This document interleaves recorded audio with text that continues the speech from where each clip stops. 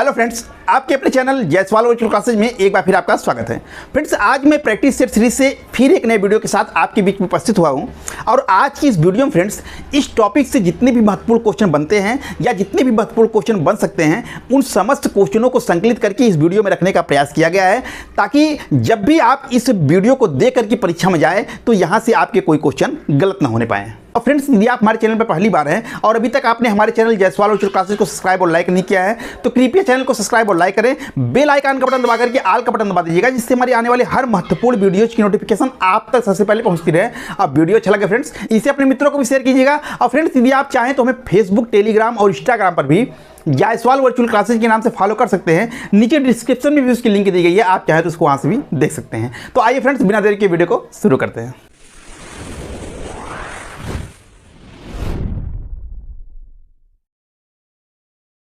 Question number 1 है कि राज्यपाल को सहायता और सलाह देने के लिए मंत्रिपरिषद का प्रावधान संविधान के किस अनुच्छेद में किया गया है? अनुच्छेद 161 में, अनुच्छेद 162 में, अनुच्छेद 163 में या अनुच्छेद 164 में? तो फ्रेंड्स देखिए, हमारा उत्तर हो जाएगा सी, अनुच्छेद 163 में।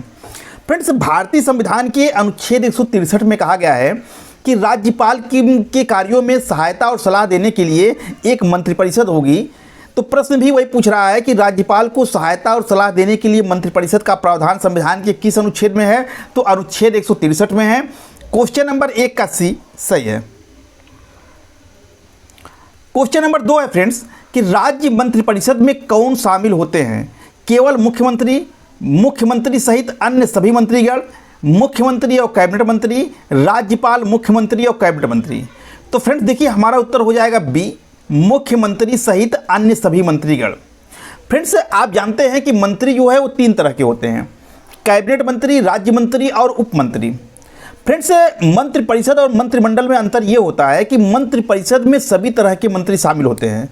मुख्यमंत्री तो मंत्रिपरिषद और मंत्रिमंडल दोनों में शामिल होता है, ये तो उसका अध्यक्ष ही होता है। इसके अलावा जो कैबिनेट मंत्री होते हैं, राज्य मंत्री होते हैं और उप राज्य मंत्री होते हैं, मंत्रिपरिषद में सभी लोग शामिल होते हैं, लेकिन मंत्रिमंडल में केवल जो है कैबिनेट मंत्री वाले शामिल होते हैं। तो यहाँ जो है मंत्रिपरिषद में कौन कौन शामिल होंगे? तो मंत्रिपरिषद में मुख्यमंत्री होगा, मंत्रिपरिषद में कैबिनेट मंत्री होंगे, राज्य मंत्री होंगे, उप मंत्री होंगे। तो मुख्यमंत्री, कैबिनेट मंत्री, राज्य मंत्री और उप मंत्री को मिला करके जो समूह बनता है उसको हम कहते हैं मंत्रिपरिषद। तो यहाँ फ्रेंड्स से दिया है कि मुख्यमंत्री सहित अन्य सभी मंत्रीगण, तो अन्य सभी मंत्रीगण में तीनों तरह के मंत्री आ जाएंगे। तो हमारा उत्तर हो जाएगा बी, मुख्यमंत्री सहित अन्य सभी मंत्रीगण। ठीक है, केवल मुख्यमंत्री मंत्रिपरिषद में नहीं होता, ये गलत है। मुख्यमंत्री और कैबिनेट मंत्री से मिलाकर के जो है मंत्रिमंडल बनता है, मंत्रिपरिषद नहीं। ठीक है, तो ये भी गलत है। राज्यपाल, मुख्यमंत्री और कैबिनेट मंत्री मिलाकर के मंत्रिपरिषद बनेगा, ये भी गलत है। राज्यपाल ना तो मंत्रिपरिषद में होता है और ना ही मंत्रिमंडल में। ठीक है, तो तीनों गलत हैं। सही क्या है? बी वाला सही है। तो क्वेश्चन नंबर 2 का बी सही होगा। क्वेश्चन नंबर 3 है फ्रेंड्स कि राज्य मंत्रिपरिषद की अध्यक्षता कौन करता है? राज्यपाल, मुख्यमंत्री, प्रधानमंत्री या राष्ट्रपति? तो फ्रेंड देखिए, हमारा उत्तर हो जाएगा बी, मुख्यमंत्री। फ्रेंड्स, राज्य मंत्रिपरिषद की अध्यक्षता पूछे और चाहे राज्य मंत्रिमंडल की अध्यक्षता पूछे, दोनों का उत्तर जो है वो मुख्यमंत्री होगा। मुख्यमंत्री ही मंत्रिपरिषद और मंत्रिमंडल दोनों की अध्यक्षता करता है राज्यों में। अगर केंद्र की बात की जाए कि केंद्र में मंत्रिपरिषद या मंत्रिमंडल की अध्यक्षता कौन करता है, तो प्रधानमंत्री हो जाएगा। फ्रेंड्स, यदि आप केंद्रीय शासन व्यवस्था को समझ रहे हैं, वहाँ पर प्रधानमंत्री और उसकी मंत्रिपरिषद को आप अच्छे से समझ रहे हैं, तो आपको मुख्यमंत्री और उसकी मंत्रिपरिषद समझने में कोई दिक्कत नहीं होगी, क्योंकि भारत में जो संसदीय शासन व्यवस्था हमको केंद्र में दिखाई देती है, सेम टू सेम उसका नकल लगभग आपको राज्यों में भी दिखाई देगी। थोड़ा बहुत अंतर होगा तो होगा, नहीं तो लगभग व्यवस्थाएँ वही होती हैं। ठीक है, तो इसलिए वहाँ केंद्र की अगर बात की जाए, केंद्रीय मंत्रिपरिषद की अध्यक्षता कौन करता है? तो प्रधानमंत्री। और राज्य मंत्रिपरिषद दिया हो कि राज्य मंत्रिपरिषद की अध्यक्षता कौन करेगा, तो हमारा उत्तर हो जाएगा मुख्यमंत्री। तो क्वेश्चन नंबर 3 का बी, मुख्यमंत्री सही होगा। क्वेश्चन नंबर 4 है फ्रेंड्स कि राज्य कार्यपालिका का वास्तविक प्रधान कौन होता है? मुख्यमंत्री, राज्यपाल, जनता द्वारा प्रत्यक्ष रूप से चुना गया व्यक्ति, यहाँ प्रतिष्ठा लिखा गया है जबकि प्रत्यक्ष होना चाहिए, और डी है राष्ट्रपति। तो फ्रेंड देखिए, हमारा उत्तर हो जाएगा ए, मुख्यमंत्री। फ्रेंड्स, संसदीय शासन व्यवस्था में क्या होता है कि यहाँ हमको कार्यपालिका के 2 रूप दिखाई देते हैं, एक नाम मात्र की कार्यपालिका और दूसरी वास्तविक कार्यपालिका। अगर केंद्र की बात की जाए तो केंद्र में नाम मात्र की कार्यपालिका में राष्ट्रपति आता है और वास्तविक कार्यपालिका में प्रधानमंत्री और उसकी मंत्रिपरिषद आती हैं। और राज्यों की बात की जाए तो राज्यों में नाम मात्र की कार्यपालिका में राज्यपाल आएगा और वास्तविक कार्यपालिका में मुख्यमंत्री और उसकी मंत्रिपरिषद आएगी। तो नाम मात्र का मतलब ये हुआ कि संविधान के द्वारा राज्यपाल को सभी शक्तियां तो मिली होती हैं, लेकिन व्यवहार में इन शक्तियों का प्रयोग जो है वो मुख्यमंत्री और उसकी मंत्रिपरिषद ही करती हैं। तो ये जो राज्यपाल है इसको शक्ति केवल नाम के लिए मिली होती है, लेकिन वास्तव में उस शक्ति का प्रयोग मुख्यमंत्री और उसकी मंत्रिपरिषद ही करती है। इसलिए मुख्यमंत्री और उसकी मंत्रिपरिषद जो है वो राज्यों में वास्तविक कार्यपालिका का प्रधान होते हैं। ठीक है, तो हमारा उत्तर क्या हो जाएगा? 4 का ए मुख्यमंत्री सही होगा। क्वेश्चन नंबर 5 है फ्रेंड्स कि संविधान के अनुसार राज्य की कार्यपालिका शक्ति राज्यपाल में निहित होती है, किंतु वास्तविक रूप में इन शक्तियों का प्रयोग कौन करता है? अब देखिए फ्रेंड्स, वही प्रश्न है, उसी प्रश्न को दूसरे तरीके से विकल्प चेंज करके रख दिया गया है। विकल्प देखिए दिया है मुख्यमंत्री, मंत्रिपरिषद, राज्यपाल स्वयं या उच्च न्यायालय का मुख्य न्यायाधीश। तो फ्रेंड्स देखिए हमारा उत्तर यहाँ पर हो जाएगा बी मंत्रिपरिषद। देखिए दोनों प्रश्नों में फ्रेंड्स अंतर क्या है विकल्पों में, आप थोड़ा सा देखिए। यहाँ दिया है मुख्यमंत्री लेकिन मंत्रिपरिषद नहीं दिया है, और यहाँ मंत्रिपरिषद दे दिया है, मुख्यमंत्री दोनों दे दिया है। तो हमारा उत्तर मंत्रिपरिषद होगा, क्योंकि मंत्रिपरिषद में मुख्यमंत्री समाहित है। अगर हम मंत्रिपरिषद कह रहे हैं तो उसमें मुख्यमंत्री की भी बात हो रही है, उसमें कैबिनेट मंत्री की भी बात हो रही है, उसमें राज्य मंत्री, उप मंत्री सभी की बात हो रही है। यहाँ ऊपर देखिए फ्रेंड्स, मुख्यमंत्री दिया है तो मंत्रिपरिषद नहीं दिया है, इसलिए मुख्यमंत्री सही है। लेकिन अगर मुख्यमंत्री और मंत्रिपरिषद दोनों दिया हो तो हमारा बेस्ट उत्तर मंत्रिपरिषद होगा, क्योंकि राज्य की कार्यपालिका का जो वास्तविक प्रधान होता है, मैंने कहा कि राज्य की कार्यपालिका का नाम मात्र का प्रधान राज्यपाल होता है, लेकिन उसकी शक्तियों का प्रयोग कौन करता है? तो मुख्यमंत्री और उसकी मंत्रिपरिषद। तो मुख्यमंत्री और उसकी मंत्रिपरिषद में अगर दोनों अलग अलग दिए हैं तो आपका बेस्ट उत्तर मंत्रिपरिषद होगा। तो क्वेश्चन नंबर 5 का बी मंत्रिपरिषद सही है। क्वेश्चन नंबर 6 है फ्रेंड्स कि मुख्यमंत्री की नियुक्ति कौन करता है? राष्ट्रपति, उच्च न्यायालय के मुख्य न्यायाधीश, उपराष्ट्रपति, गवर्नर। तो फ्रेंड देखिए हमारा उत्तर हो जाएगा डी गवर्नर। गवर्नर का मतलब राज्यपाल, यहाँ उसका अंग्रेजी वर्ड प्रयोग किया है। ठीक है, तो मुख्यमंत्री की नियुक्ति कौन करता है? राज्यपाल। जब राज्यपाल आपने पढ़ा होगा तो वहाँ भी आपको बताया गया होगा। ठीक है, मुख्यमंत्री की नियुक्ति कौन करेगा? राज्यपाल करेगा। कैसे करेगा? तो विधानसभा में जिस दल का बहुमत मिलता है उसी बहुमत प्राप्त दल के नेता को राज्यपाल मुख्यमंत्री नियुक्त कर देता है। ठीक है, तो हमारा उत्तर हो जाएगा 6 का डी गवर्नर सही है। क्वेश्चन नंबर 7 है फ्रेंड्स कि मुख्यमंत्री बनने हेतु न्यूनतम आयु कितनी होनी चाहिए? 35 वर्ष, 30 वर्ष, 20 वर्ष या 25 वर्ष? तो फ्रेंड्स देखिए हमारा उत्तर हो जाएगा डी 25 वर्ष। फ्रेंड्स देखिए कोई भी मंत्री बनने के लिए किसी व्यक्ति के अंदर क्या योग्यता होनी चाहिए? तो देखिए अगर राज्यों की बात की जाए तो राज्य में किसी मंत्री बनने के लिए व्यक्ति के अंदर सिर्फ एक ही योग्यता होनी चाहिए कि उसको विधानमंडल के दोनों सदनों में से किसी भी सदन का सदस्य हो जाना चाहिए। ठीक है, अब देखिए विधानमंडल के दोनों सदनों यानी विधानसभा और विधान परिषद का सदस्य अगर है तो वो मंत्री बन सकता है। अब विधान परिषद का सदस्य बनने के लिए आयु कम से कम 30 वर्ष होनी चाहिए। अब विधानसभा का सदस्य बनने के लिए आयु कम से कम 25 वर्ष होनी चाहिए। मुख्यमंत्री बनने के लिए कोई अलग से योग्यता नहीं निर्धारित है कि मुख्यमंत्री बनने के लिए व्यक्ति को ये योग्यता होनी चाहिए या उसको इतने वर्ष की आयु का होना चाहिए। बस संविधान में ये प्रावधान किया गया कि जो भी मंत्री बनेंगे उसको विधानमंडल का सदस्य होना चाहिए। अब विधानमंडल के सबसे कम उम्र का अगर कोई व्यक्ति बनना चाहे सदस्य तो उसको विधानसभा का बन सकता है, क्योंकि विधानसभा का सदस्य बनने की आयु जो है वो 25 वर्ष है। तो इसलिए कोई अगर विधानसभा का सदस्य है तो 25 साल में मुख्यमंत्री बन सकता है। तो इसी लॉजिक से हम कह सकते हैं कि मुख्यमंत्री बनने हेतु न्यूनतम आयु कितनी होनी चाहिए? तो उत्तर होगा 25 वर्ष। क्वेश्चन नंबर 7 का डी सही है। क्वेश्चन नंबर 8 है फ्रेंड्स कि मुख्यमंत्री किसके समक्ष पद एवं गोपनीयता की शपथ ग्रहण करता है? राज्यपाल के समक्ष, विधानसभा अध्यक्ष के समक्ष, उच्च न्यायालय के मुख्य न्यायाधीश के समक्ष या विधानसभा के वरिष्ठतम सदस्य के समक्ष? तो फ्रेंड्स देखिए हमारा उत्तर हो जाएगा ए राज्यपाल के समक्ष। फ्रेंड्स मुख्यमंत्री अपना पद ग्रहण करने से पहले राज्यपाल के समक्ष जो है पद एवं गोपनीयता की शपथ लेता है कि मैं जिस पद पर जा रहा हूं उस पद पर जो है ईमानदारी पूर्वक अपने कर्तव्यों का निर्वहन करूंगा। तो इसको शपथ कौन दिलाता है? राज्यपाल। चाहे ये कहे कि मुख्यमंत्री किसके समक्ष पद एवं गोपनीयता की शपथ ग्रहण करता है तब भी उत्तर राज्यपाल होगा, और चाहे यह कहे कि मुख्यमंत्री को शपथ कौन दिलाता है तब भी उत्तर राज्यपाल होगा। तो क्वेश्चन नंबर 8 का ए सही है। क्वेश्चन नंबर 9 है फ्रेंड्स कि राज्य मंत्रिपरिषद अपने कार्यों के लिए उत्तरदायी है राज्यपाल के प्रति, विधानसभा के प्रति, राष्ट्रपति के प्रति या विधान परिषद के प्रति। तो फ्रेंड्स देखिए हमारा उत्तर हो जाएगा बी, विधानसभा के प्रति। फ्रेंड्स राज्य का मंत्रिपरिषद जो है वो अपने कार्यों के लिए सामूहिक रूप से विधानसभा के प्रति उत्तरदायी होती है, क्योंकि मंत्रिपरिषद का जो गठन होता है वो विधानसभा से ही होता है। विधानसभा में बहुमत प्राप्त दल के नेता को राज्यपाल मुख्यमंत्री बनाता है और इसके बाद मुख्यमंत्री जो है अपनी मंत्रिपरिषद का गठन करता है। संविधान में फ्रेंड्स मंत्रिपरिषद को सामूहिक रूप से विधानसभा के प्रति जिम्मेदार ठहराया गया है, उत्तरदायी ठहराया गया है।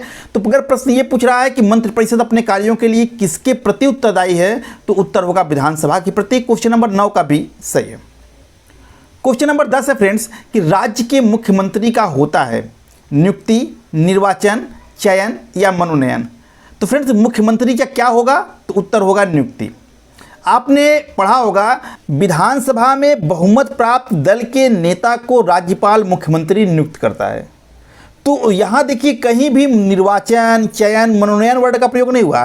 किस वर्ड का प्रयोग हुआ है, नियुक्ति वर्ड का प्रयोग हुआ है। तो मुख्यमंत्री की क्या होती है, नियुक्ति होती है। इसका प्रत्यक्ष निर्वाचन, चयन या मनोनयन नहीं होता। इसके लिए जिस वर्ड का प्रयोग किया गया है वो नियुक्ति है। तो राज्य के मुख्यमंत्री का क्या होता है, नियुक्ति होती है। क्वेश्चन नंबर 10 का ए सही है। क्वेश्चन नंबर 11 फ्रेंड्स कि राज्य मंत्रिपरिषद तब तक अपने पद पर बनी रहती है जब तक कि उसे विश्वास प्राप्त रहता है राज्यपाल का, विधानसभा का, विधान परिषद का या प्रधानमंत्री का। तो फ्रेंड्स देखिए हमारा उत्तर हो जाएगा बी, विधानसभा का। फ्रेंड्स राज्य की मंत्रिपरिषद जो है वो अपने पद पर तब तक रहती है जब तक कि उसे विधानसभा का विश्वास प्राप्त होता है। विधानसभा के विश्वास का मतलब है कि विधानसभा में जब तक मुख्यमंत्री का बहुमत है, मुख्यमंत्री की पार्टी का बहुमत है, तब तक मुख्यमंत्री और उसकी मंत्रिपरिषद अपने पद पर रहेंगे।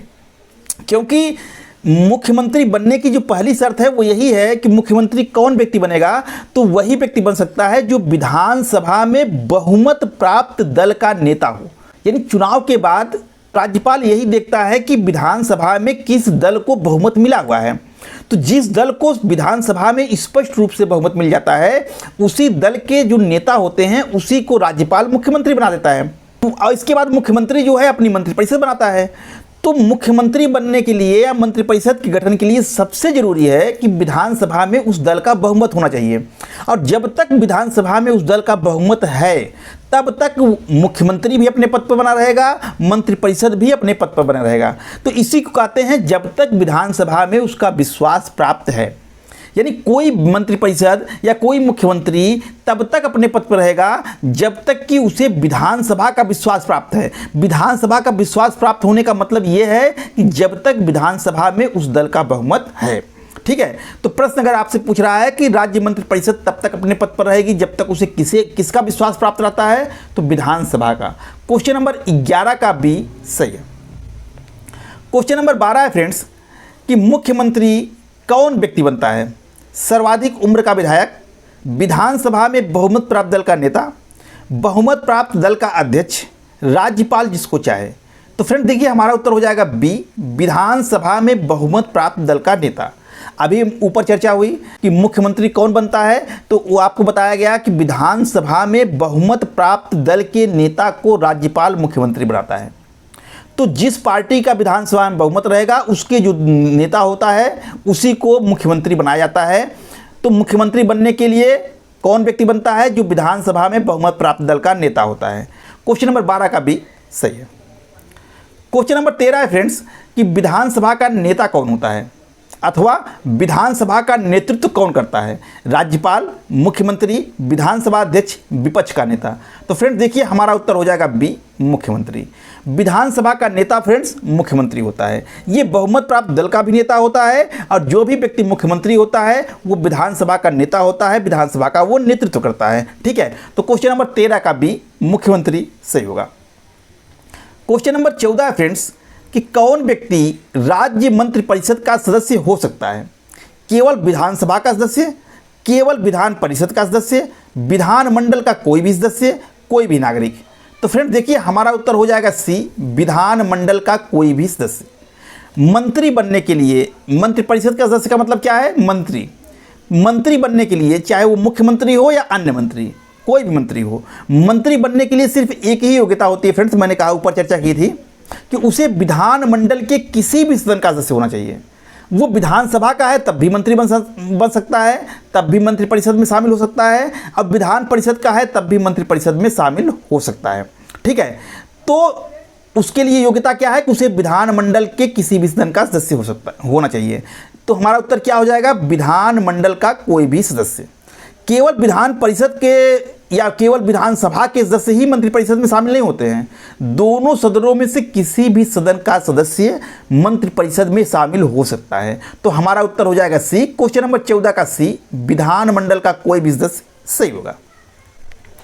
क्वेश्चन नंबर 15 है फ्रेंड्स कि मंत्रीगण किसके प्रसाद पर्यंत पद धारण करते हैं, मुख्यमंत्री के, राज्यपाल के, विधानसभा अध्यक्ष के या विधान परिषद के सभापति के। तो फ्रेंड्स देखिए हमारा उत्तर हो जाएगा बी, राज्यपाल के। फ्रेंड्स मंत्री जो है वो राज्यपाल के प्रसाद पर्यंत अपने पद को धारण करते हैं। तो यानी प्रसाद पर्यंत का मतलब जब तक राज्यपाल की उनके ऊपर कृपा बनी रहेगी तब तक वो अपने पद पर बने रहेंगे। लेकिन व्यवहार में फ्रेंड्स ये होता है, ये तो संवैधानिक व्यवस्था है जो मैंने अभी बताया, लेकिन व्यवहार में ये होता है कि व्यवहार में मुख्यमंत्री जिसको चाहेगा तब तक वो अपने पद पर रहेगा। लेकिन जो हमको पढ़ना है, जो सिद्धांत में लिखा गया है वो ये है कि मंत्रीगण राज्यपाल के प्रसाद पर्यंत अपना पद धारण करते हैं। तो क्वेश्चन नंबर 15 का बी सही है। क्वेश्चन नंबर 16 है फ्रेंड्स कि राज्य मंत्रिपरिषद का सदस्य यदि अपने पद से त्यागपत्र देता है तो वह अपना त्यागपत्र किसको संबोधित करेगा, मुख्यमंत्री को, राज्यपाल को, विधानसभा अध्यक्ष को या राष्ट्रपति को। तो फ्रेंड देखिए प्रश्न सीधे से ये पूछ रहा है कि अगर किसी मंत्रिपरिषद के सदस्य को त्यागपत्र देना होगा तो वो किसको देगा, यानी किसके नाम से संबोधित करके देगा। तो हमारा उत्तर फ्रेंड्स हो जाएगा बी, राज्यपाल के। अगर कोई मंत्री अपना त्यागपत्र देना चाहता है तो वह राज्यपाल को संबोधित करते हुए अपना त्यागपत्र देगा। तो क्वेश्चन नंबर 16 का बी, राज्यपाल सही होगा।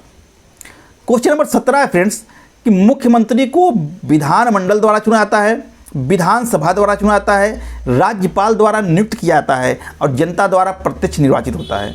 तो फ्रेंड्स देखिए हमारा उत्तर होगा सी, आप समझ ही गए होंगे, राज्यपाल द्वारा नियुक्त किया जाता है। अभी मैंने ऊपर आपसे कहा कि मुख्यमंत्री की नियुक्ति होती है, उसका चुनाव नहीं होता है, निर्वाचन नहीं होता है, उसकी क्या होती है, नियुक्ति होती है। कौन करता है, राज्यपाल करता है। तो सी वाले में वही दिया है कि राज्यपाल द्वारा नियुक्त किया जाता है। तो क्वेश्चन नंबर 17 का सी सही है। क्वेश्चन नंबर 18 फ्रेंड्स कि मुख्यमंत्री से संबंधी निम्नलिखित कथनों में से कौन सा एक सही नहीं है। हमको क्या बताना है कि कौन सा कथन सही नहीं है, इन 3 सही होंगे, एक ही नहीं होगा। वह साधारणतः राज्यपाल द्वारा चयनित होता है, वह राज्यपाल द्वारा औपचारिक नियुक्ति पाता है, वह विधानसभा में बहुमत दल के सदस्यों द्वारा चुना जाता है, उसका पद पर बना रहना बहुत से कारकों पर निर्भर करता है। तो फ्रेंड देखिए हमारा उत्तर हो जाएगा ए, वह साधारणतः राज्यपाल द्वारा चयनित होता है। देखिए फ्रेंड्स यहाँ चयनित वर्ड का प्रयोग किया गया है, जबकि मैंने अभी आपसे कहा कि मुख्यमंत्री का चयन नहीं होता है, नियुक्ति होती है। तो यहाँ अगर लिखा होता है वह साधारणतः राज्यपाल द्वारा नियुक्त होता है तो हमारा उत्तर सही हो जाता है, तब ये स्टेटमेंट सही था। लेकिन यहाँ चयनित लिखा है इसलिए यही एक गलत है। ठीक है, इसको छोड़ करके बी सी डी जो तीनों हैं वो सही हैं। वह राज्यपाल द्वारा औपचारिक नियुक्ति पाता है, देखो सही है। वह विधानसभा में बहुमत प्राप्त दल के सदस्यों द्वारा चुना जाता है, ये भी सही है। बहुमत प्राप्त दल का जो नेता होता है वही तो आगे जाके मुख्यमंत्री बनता है। उसका पद पर बना रहना बहुत से कारकों पर निर्भर करता है, बहुत से कारक पर डिपेंड करेगा, जैसे कि उसको जब तक विधानसभा में बहुमत है तब तक वो अपने पद पर रहेगा। तो इस तरह से ये भी सही है। तो क्वेश्चन नंबर 18 का ए ही गलत है, तो यही हमारा उत्तर सही हो जाएगा। तो क्वेश्चन नंबर 18 का ए सही है। क्वेश्चन नंबर 19 है फ्रेंड्स कि भारत के किस राज्य में सर्वप्रथम महिला मुख्यमंत्री हुई थी, यानी महिला मुख्यमंत्री सबसे पहले किस राज्य में हुई थी। उत्तर प्रदेश में, बिहार में, तमिलनाडु में, दिल्ली में। तो फ्रेंड्स देखिए हमारा उत्तर हो जाएगा ए, उत्तर प्रदेश में। नीचे देखिए वही क्वेश्चन दूसरे तरीके से पूछा है कि भारत की प्रथम महिला मुख्यमंत्री कौन थी, मायावती, नंदिनी सतपथी, सुचेता कृपलानी या जयललिता। तो हमारा उत्तर हो जाएगा सी, सुचेता कृपलानी। अब देखिए फ्रेंड्स दोनों प्रश्न अलग अलग पूछे गए हैं लेकिन दोनों का कनेक्शन है। भारत के किसी भी राज्य की सर्वप्रथम महिला मुख्यमंत्री उत्तर प्रदेश में हुई और वो कौन थी, सुचेता कृपलानी थी। तो अगर राज्य पूछेगा तो उत्तर हमारा हो जाएगा ए, उत्तर प्रदेश। और अगर मुख्यमंत्री का नाम पूछेगा कि महिला मुख्यमंत्री सबसे पहले कौन थी, ये जीके में भी बहुत फिर पूछता है कि भारत की प्रथम महिला मुख्यमंत्री सुचेता कृपलानी, प्रथम महिला राज्यपाल सरोजिनी नायडू। ठीक है, तो अगर नाम पूछेगा तो उत्तर हमारा होगा सुचेता कृपलानी। सुचेता कृपलानी किस राज्य से थी, तो उत्तर प्रदेश से थी। ठीक है, तो 19 का ए उत्तर प्रदेश सही होगा और क्वेश्चन नंबर 20 का सी सुचेता कृपलानी सही होगा। क्वेश्चन नंबर 21 है फ्रेंड्स कि किसी राज्य के मुख्यमंत्री से संबंधित निम्नलिखित कथनों में से कौन सा एक सही नहीं है। यहां हमको बताना है कौन सा एक सही नहीं है। मुख्यमंत्री राज्यपाल द्वारा नियुक्त किए जाते हैं, ये तो सही है। सामान्यतः मुख्यमंत्री मंत्रिपरिषद की बैठकों की अध्यक्षता करते हैं, ये भी सही है। राज्यपाल मुख्यमंत्री की सलाह पर अपने समस्त कृत्यों का प्रयोग करता है और मंत्रियों की नियुक्ति राज्यपाल मुख्यमंत्री की सलाह पे करता है, ये भी सही है। तीसरा मतलब डी भी सही है। कौन सा सही नहीं है, तो सी जो है वो सही नहीं है कि राज्यपाल मुख्यमंत्री की सलाह पर अपने समस्त कृत्यों का प्रयोग करता है। फ्रेंड्स देखिए, राज्यपाल जो है वो संवैधानिक प्रमुख होता है, नाम मात्र का प्रमुख होता है, ये तो सही है। वो अपने विवेक से कुछ कार्य नहीं करता है, वो मुख्यमंत्री और उसकी मंत्रिपरिषद की सलाह पे ही करता है। लेकिन कुछ चीज़ें ऐसी हैं जो राज्यपाल अपने विवेक से करता है, जैसे राष्ट्रपति के लिए विधेयक को आरक्षित करना, विधेयक को पुनर्विचार के लिए एक बार जो है विधानमंडल को वापस भेजना, तो ये सब उसके विवेकाधीन कार्यों में आते हैं। तो यह कहना कि समस्त कार्य जो है राज्यपाल जो है मुख्यमंत्री की सलाह से करता है, ये जो है गलत है। अगर यहाँ समस्त की जगह अधिकांशतः लिखा होता तब तो ये सही हो जाता, लेकिन यहाँ लिखा है कि राज्यपाल मुख्यमंत्री की सलाह पर अपने समस्त कृत्यों का प्रयोग करते हैं, तो ये समस्त कृत्यों का प्रयोग नहीं करता है वो। हाँ, अधिकांशतः कृत्यों का प्रयोग करता है, लेकिन कुछ उसको विवेकाधिकार भी मिले हैं जिसका ये कि वह समय समय पर प्रयोग करता है। तो इसलिए सी वाला गलत है। क्वेश्चन नंबर 21 का सी सही है। क्वेश्चन नंबर 22 है फ्रेंड्स कि राज्य मंत्रिपरिषद में मंत्रियों की अधिकतम संख्या हो सकती है विधानसभा की कुल जनसंख्या का। अब देखो यहाँ जनसंख्या लिख दिया गया है, यहाँ जनसंख्या का मतलब कुल सदस्य संख्या। विधानसभा की कुल जनसंख्या मतलब विधानसभा की कुल सदस्य संख्या का 10%, 15%, 5% या 20%। तो फ्रेंड्स देखिए हमारा उत्तर हो जाएगा बी 15%। राज्य मंत्रिपरिषद के सदस्यों की संख्या फ्रेंड्स 2003 में 91वें संविधान संशोधन के द्वारा निश्चित कर दी गई। पहले होता ये था कि मुख्यमंत्री जो है अपने फायदे के लिए मंत्रिपरिषद में बहुत से मंत्रियों की नियुक्ति कर देता था, बहुत से मंत्रियों को स्थान देता था, जिससे कि सरकार के ऊपर आर्थिक बोझ भी बढ़ता था। और इसका सबसे बड़ा दुष्परिणाम ये होता था कि इससे दल बदल को प्रोत्साहन मिलता था। कोई भी पार्टी सरकार बनाने के लिए विपक्षी पार्टी के लोगों को मंत्री पद का लालच दे करके उसको अपने पाले में मिला लेती थी। तो 2003 में 91वें संविधान संशोधन द्वारा यह निश्चित कर दिया गया कि मंत्रिपरिषद में, चाहे वो राज्य का मंत्रिपरिषद हो या केंद्र का मंत्रिपरिषद हो, उसमें जो है अधिकतम मंत्रियों की संख्या 15% हो सकती है। किसका? विधानसभा की कुल सदस्य संख्या का 15%। यानी विधानसभा की कुल सदस्य संख्या जितनी है उसके 15% से ज़्यादा मंत्री नहीं हो सकते हैं। इसमें मुख्यमंत्री भी शामिल है। ठीक है, तो हमारा उत्तर क्या हो जाएगा? क्वेश्चन नंबर 22 का बी 15% सही होगा। क्वेश्चन नंबर 23 है फ्रेंड्स, किस संविधान संशोधन द्वारा राज्य मंत्रिपरिषद में मंत्रियों की अधिकतम संख्या को निश्चित कर दिया गया? 90वें संविधान संशोधन 2003 द्वारा, 91वें संविधान संशोधन 2003 द्वारा, 92वें संविधान संशोधन 2003 द्वारा या 93वें संविधान संशोधन 2005 द्वारा? तो फ्रेंड्स देखिए हमारा उत्तर हो जाएगा बी 91वें संविधान संशोधन 2003 द्वारा। अभी ऊपर चर्चा हुआ कि 91वें संविधान संशोधन 2003 के द्वारा भारतीय संविधान में यह व्यवस्था कर दी गई कि अब से राज्य मंत्रिपरिषद हो या केंद्र मंत्रिपरिषद हो, वहाँ पर मंत्रियों की अधिकतम संख्या 15% से ज़्यादा नहीं होंगी। ये 15% किसका होगा? अगर राज्यों की बात की जाए तो राज्य विधानसभा की कुल सदस्य संख्या का 15%, और अगर केंद्र की बात की जाए तो लोकसभा की कुल सदस्य संख्या का 15% हो जाएगा। ठीक है, तो ये व्यवस्था किस संविधान संशोधन द्वारा की गई? 91वें संविधान संशोधन 2003 द्वारा। तो क्वेश्चन नंबर 23 का बी सही है। क्वेश्चन नंबर 24 है फ्रेंड्स, निम्न में से मुख्यमंत्री के संवैधानिक कर्तव्यों का दिए गए कूट की सहायता से चयन कीजिए। यानी कि मुख्यमंत्री का संवैधानिक कर्तव्य क्या है, इसको जो है बताना है हमको। मुख्यमंत्री राज्य के कार्यों के प्रशासन संबंधी विनिश्चय राज्यपाल को संसूचित करता है। मुख्यमंत्री विधान विषयक प्रस्तावनाओं के बारे में राज्यपाल को संसूचित करता है। मुख्यमंत्री राष्ट्रीय विकास परिषद की बैठकों में भाग लेता है। मुख्यमंत्री किसी विषय को जिस पर किसी मंत्री ने विनिश्चय कर लिया है किंतु मंत्रिपरिषद ने विचार नहीं किया है, राज्यपाल द्वारा अपेक्षा किए जाने पर परिषद के समक्ष रखवाता है। अब बताना है कि इसमें सही क्या है, 1 2 1 4 1 2 3 या 1 2 4। तो फ्रेंड देखिए हमारा उत्तर हो जाएगा डी, 1 2 और 4। अब देखिए प्रश्न क्या पूछ रहा है कि मुख्यमंत्री का संवैधानिक कर्तव्य बताना है। यानी संवैधानिक कर्तव्य का मतलब ये होता है कि ऐसे कार्य मुख्यमंत्री के जिसका उल्लेख संविधान में किया गया हो। ठीक है, तो देखिए मुख्यमंत्री का यह कर्तव्य है कि वह राज्य कार्यों के प्रशासन के संबंध में जो भी सूचनाएं हों वो राज्यपाल को संसूचित करे। ठीक, इसके अलावा मुख्यमंत्री जो है विधान विषयक प्रस्तावनाओं के बारे में राज्यपाल को संसूचित करेगा। यानी कोई कानून बनाने के लिए विधेयक जो है स्थापित होना चाहता है, मतलब विधान परिषद में या विधानसभा में लाया जाता है सरकार के द्वारा, तो इसके बारे में भी वो राज्यपाल को संसूचित करेगा, यानी सूचना देगा। इसके अलावा मुख्यमंत्री किसी विषय को जिस पर कि किसी मंत्री ने निश्चय कर लिया है लेकिन मंत्रिपरिषद ने विचार नहीं किया है, राज्यपाल द्वारा अपेक्षा किए जाने पर परिषद के समक्ष रखवाता है। ये भी सही है। अगर किसी मंत्री ने, किसी विभाग का मंत्री है, उसने कोई चीज़ निश्चय किया है लेकिन मंत्रिपरिषद के सामने विचार के लिए उसको नहीं रखा गया है उसके निर्णय को, तो वो जो है राज्यपाल अगर कह रहा है कि रखवाने के लिए, तो मुख्यमंत्री जो है उस मंत्री से कह करके मंत्रिपरिषद के समक्ष उस निर्णय को रखवा सकता है। ठीक है, तो ये भी सही है। तीसरा देखिए गलत क्यों है फ्रेंड्स, ये लिखा है कि मुख्यमंत्री राष्ट्रीय विकास परिषद की बैठकों में भाग लेता है। देखिए राष्ट्रीय विकास परिषद जो है इसकी स्थापना 1952 ईस्वी में हुई थी। वर्तमान समय में राष्ट्रीय विकास परिषद जो है कार्यरत नहीं है, क्योंकि जब योजना आयोग थी तब राष्ट्रीय विकास परिषद थी। इसका महत्व था क्योंकि योजना आयोग के द्वारा जो योजनाएं बनती थी उसको अंतिम रूप से यही जो है राष्ट्रीय विकास परिषद ही क्रियान्वित करती थी।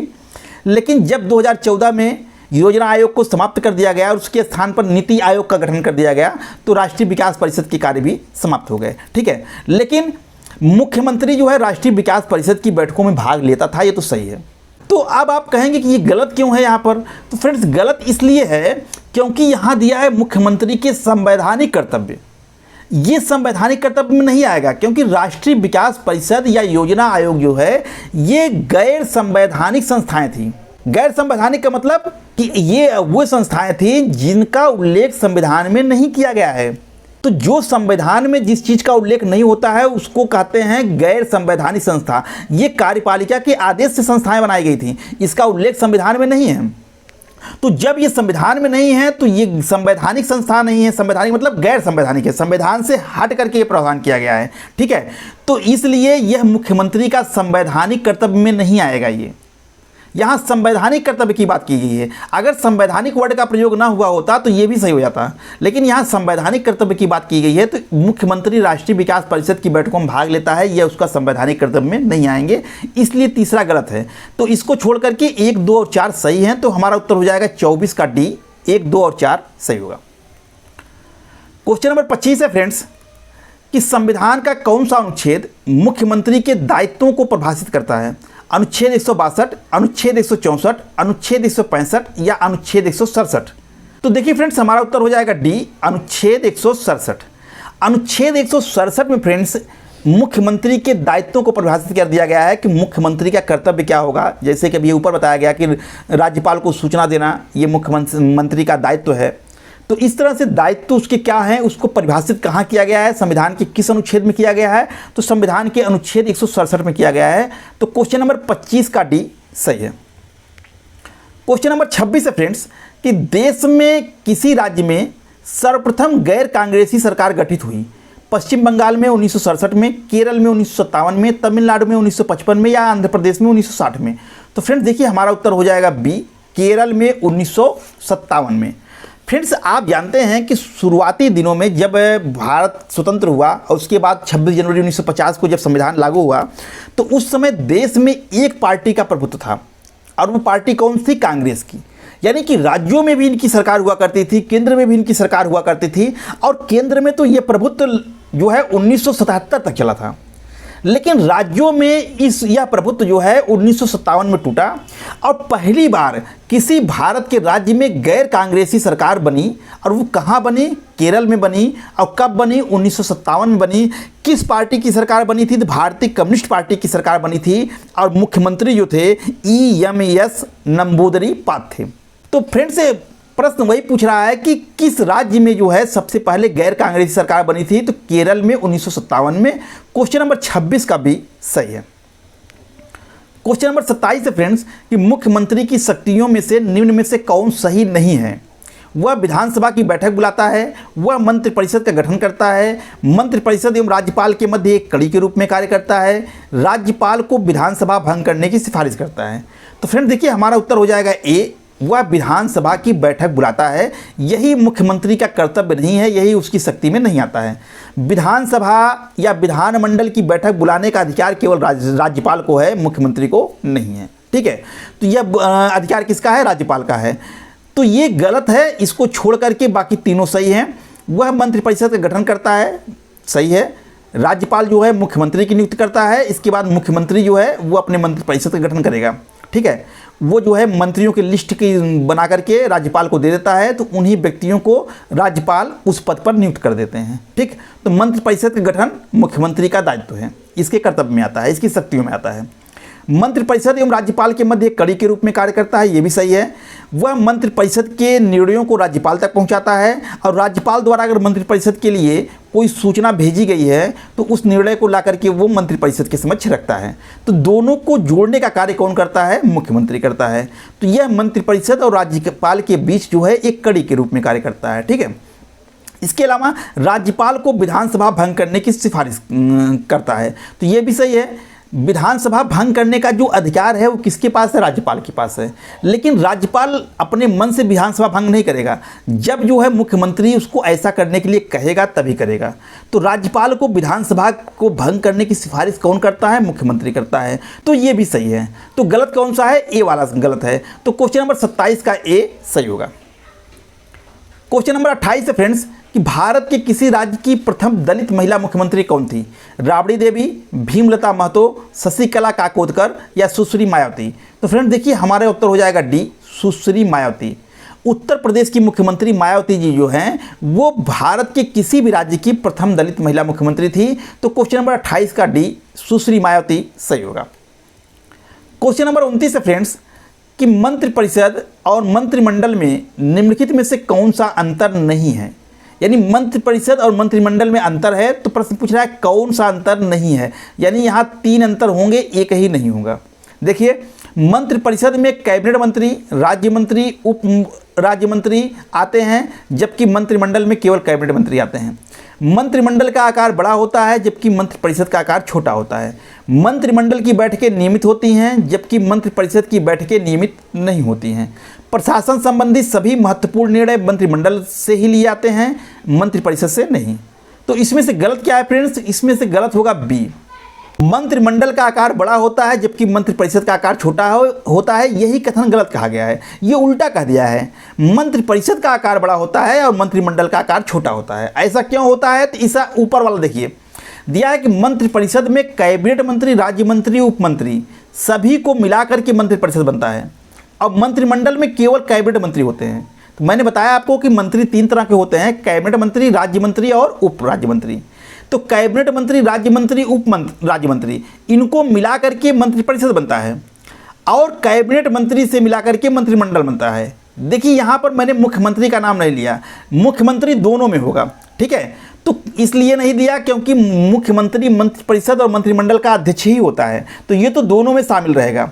तो मुख्यमंत्री के अलावा मंत्रिपरिषद में कैबिनेट मंत्री, राज्य मंत्री और उप राज्य मंत्री होते हैं, और मुख्यमंत्री के अलावा मंत्रिमंडल में केवल कैबिनेट मंत्री होते हैं। ठीक है, तो अब किसकी संख्या ज़्यादा होगी? मंत्रिपरिषद की होगी, क्योंकि भाई इसमें कैबिनेट मंत्री भी होते हैं, राज्य मंत्री भी होते हैं, उप राज्य मंत्री होते हैं, मुख्यमंत्री तो होते ही हैं। तो इतना बड़ा समूह मिलाकर के मंत्रिपरिषद बनता है, तो इसलिए मंत्रिपरिषद की संख्या जो है ज़्यादा होती है, ये आकार में बड़ा होता है जबकि मंत्रिमंडल आकार में छोटा होता है। इसी को उल्टा लिख दिया गया, इसलिए कारण ये दूसरा कथन जो है वो गलत है। ठीक है, तीसरा सही है कि मंत्रिमंडल की बैठक जो है नियमित रूप में होती है।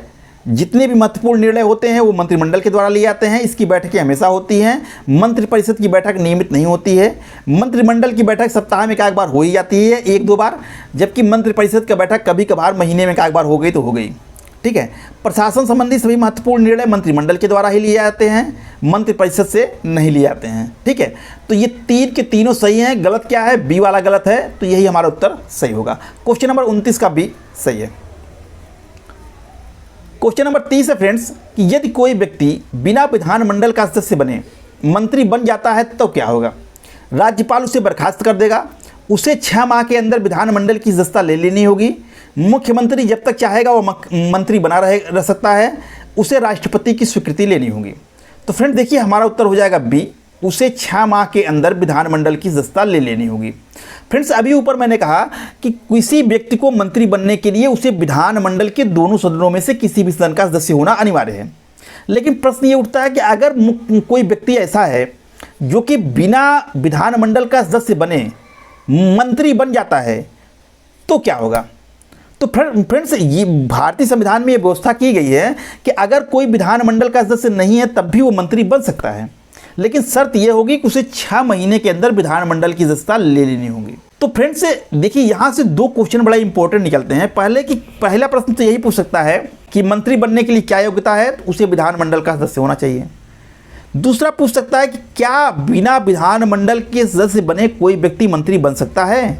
तो उत्तर है हाँ, बन सकता है, लेकिन शर्त यह है कि उसे 6 माह के अंदर विधानमंडल की सदस्यता ले लेनी होगी। 6 महीने के अंदर चाहे वो विधानसभा का सदस्य चुनकर आ जाए या विधान परिषद का आ जाए। तो अगर सदस्य चुन करके आ जाता है, सदस्य बन जाता है, तो वह मंत्री बना रहेगा, नहीं तो उसको 6 महीने के बाद अपने पद से त्यागपत्र देना पड़ेगा। तो क्वेश्चन नंबर 30 का बी जो है वो सही है। क्वेश्चन नंबर 31 है फ्रेंड्स कि भारत में सर्वाधिक समय तक किसी राज्य का मुख्यमंत्री पद संभालने वाले व्यक्ति कौन थे? पवन कुमार चामलिंग सिक्किम से, ज्योति बसु पश्चिम बंगाल के, नवीन पटनायक उड़ीसा के, या शिवराज सिंह चौहान मध्य प्रदेश के। तो फ्रेंड्स देखिए हमारा उत्तर हो जाएगा ए, पवन कुमार चामलिंग सिक्किम से। तो फ्रेंड्स किसी राज्य के मुख्यमंत्री का पद सबसे लंबे समय तक संभालने वाले जो व्यक्ति थे वो पवन कुमार चामलिंग थे, जो कि सिक्किम के मुख्यमंत्री थे। ये इनका कार्यकाल 1994 से लेकर के 2019 तक रहा है, यानी कि कुल 24 वर्ष 165 दिन तक इन्होंने मुख्यमंत्री के रूप में कार्य किया है। तो ये जो है सबसे अधिक समय तक अभी तक मुख्यमंत्री पद संभालने वाले व्यक्ति थे। ज्योति बसु जो है पश्चिम बंगाल के हैं, ये भी विकल्प आपको कंफ्यूज कर सकता है, लेकिन ज्योति बसु का कार्यकाल जो है 23 वर्ष 137 दिन तक था।